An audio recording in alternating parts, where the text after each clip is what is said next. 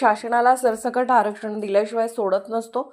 आपण थोडे दमाने जाऊया. कराड पाटणसह पश्चिम महाराष्ट्रात पुरावे सापडलेल्यांचे दाखले प्रथम पदरात पाडून घ्या असा सल्ला देऊन सरकारला झुकवण्यासाठी पश्चिम महाराष्ट्रातील मराठ्यांनो एकत्र या असे आवाहन मनोज जरांगे पाटील यांनी केले.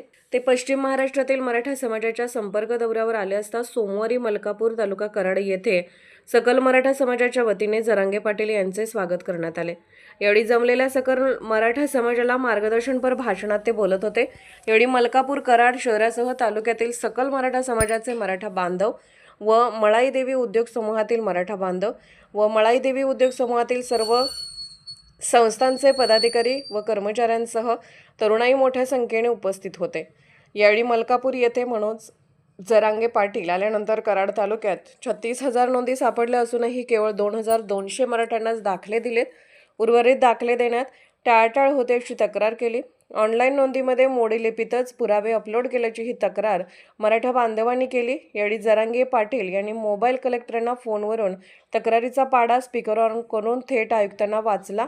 आयुक्तांसह कलेक्टरांनी नोंदी बघून दाखले देण्याची तरतूद करण्याचे आश्वासन दिले.